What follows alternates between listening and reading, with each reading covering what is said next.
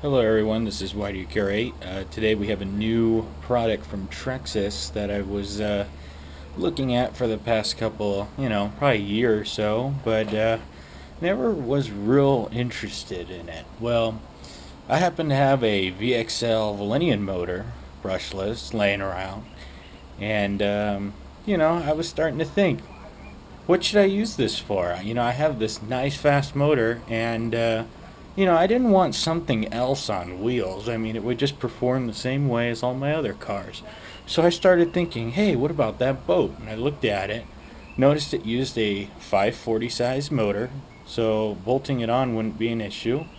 And so I decided to go buy one. Ended up picking this one up off eBay for about $100. It had the stock guts in it. It had the stock 27 megahertz radio with the Nautica speed control and Stinger motor setup, and I just went ahead and swapped them out and put the higher tech VXL system in there. Went ahead and slapped some few stickers here, as you can see, indicating that it's brushless now. And however, we did run into a bunch of issues with it, so we ended up fixing them, and I'll go ahead and I'll show you what exactly happened. So let's take a closer look at it. So you see, Blast VXL. It's pretty nice, in good shape, clean. Okay, if you look by the prop here, we had to change the whole prop assembly here. The stock yokes, the white ones that come on the Blast, are crap. They're very weak. They don't hold. I don't even think they'll hold with the stock motor on there. So we went ahead and changed those. I have metal ones, titaniums coming in, nice ones. They're about $10 each, so about $20. And right now I'm just Mickey Mouse in it, and I got Emax drive yokes on there just because they're real tough and it works. As well as I need some way of spacing this prop out a little bit, because you can see there's a little bit of play in here, and that's not good. So right now I'm just MacGyvering that one and putting two, just little nuts, act as spacers. But as far as the prop, this is no longer stock anymore. This is a 35 millimeter prop. It's made of copper beryllium copper, I guess that's how you say it. And this one doesn't flex as much compared to a stock plastic one. And just so you can kind of get a comparison, this is 35 millimeters versus the stock 30 millimeter prop. You can see it's a little bit bigger, not too much bigger, but it's definitely a little bit bigger, but it doesn't warp, so that's the key. The stock one tends to cavitate too much. It sucks in too much air as you're driving, and therefore it doesn't propel itself very well. This one doesn't warp, and it doesn't cavitate nearly at all. This prop will probably get me up to maybe like 30 miles an hour with the VXL setup. So let me go ahead and take the cover off real quick.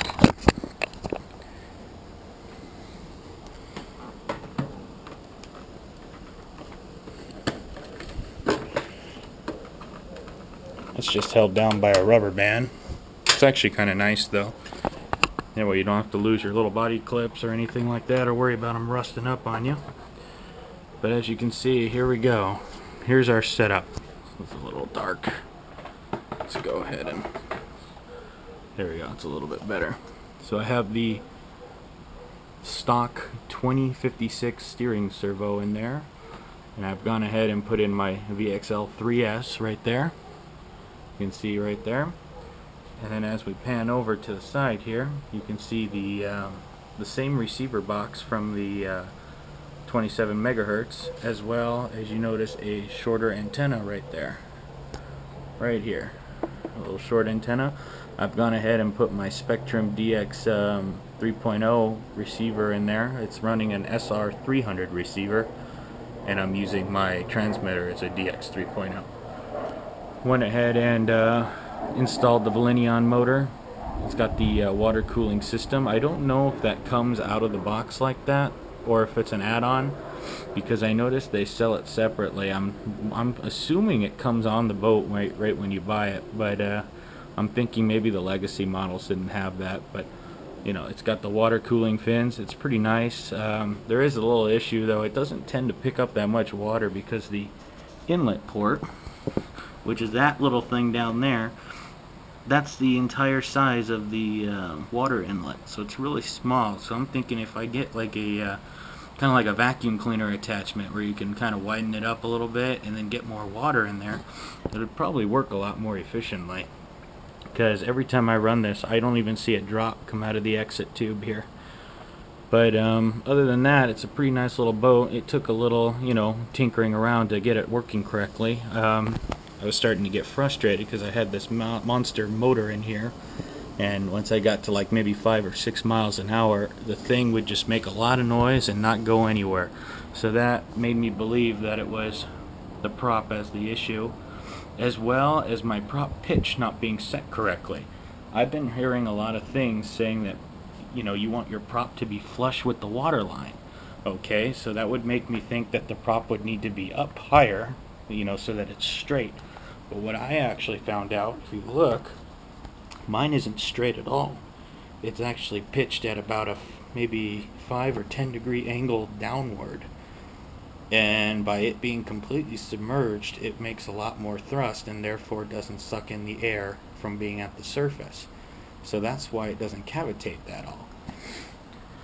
So also running the, of course, 3S Lipo battery in there. I'm running my 1800 milliamp 3S Lipo from my mini eRevo. It's nice. It gives me about a 10-minute run time, but it's also good because by the time after about 10 minutes this starts to get a little warm, and then this gets kind of hot too, so it's probably better. So you could probably shove a larger battery in there if you wanted to, but you'd run into heating and overheating issues. So this is the how I did the Doctoral Conversion Kit. I got this from Fun RC Boats. They're out of Simi Valley, California, and this is a conversion prop shaft that it's required to put the Octura on there, as you can read that there. So it's longer, and it says it needs to be shaven down. So you can see that obviously because I have all the spacers in there. But I think I like it the way it's like, you know, like this. So I'm gonna go ahead and just leave it that way and put a bunch of spacers in there, because I find it a little bit more stable with the prop way back there. And then up here, as you can see, the prop that I chose, they call it a Y535. It's a copper beryllium, and it's a 1/8 millimeter. It's the largest prop you can get for a 1/8 millimeter shaft. 35 millimeters. The stock one would be 30 millimeters. So there it is. The Blast VXL. I'm going to go ahead and shoot just a little running video just to show you guys what's up.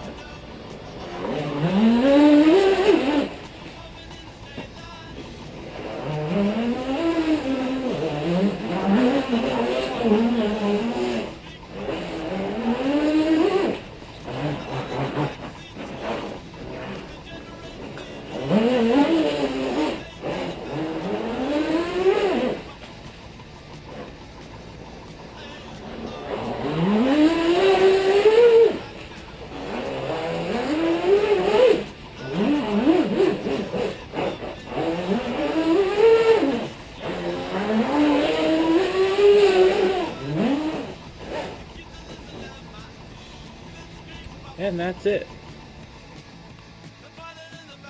So I hope you guys enjoyed my Blast VXL 3S video, and I have a little gift to any of you guys out there. If you see anything that you like here, go ahead and let me know. That doesn't apply, sorry. But any of the 27 megahertz radio, the stock radio, I have the stock receiver, the little mini receiver, the 20-turn Stinger motor, the Nautica speed controller, and I still have a stock prop. If anybody wants any of these, feel free to either comment me below. It'd be better if you message me personally at my Why Do You Care account, and maybe we can set something up and I can send one of these out to you guys. Or hell, if you know somebody's really in trouble out there and their blast is completely shot, I'll go ahead and I'll send you everything. So just go ahead and let me know. It's pretty much going to be first come, first serve. I don't want to even bother selling these because they probably can't even get that much money for them anyway. But if there's anybody out there that's interested as a gift from me, go ahead and I'll message me and I'll go ahead and I'll get back to you. Hopefully I can send something out to you. Okay, this is Y2K8. Thank you.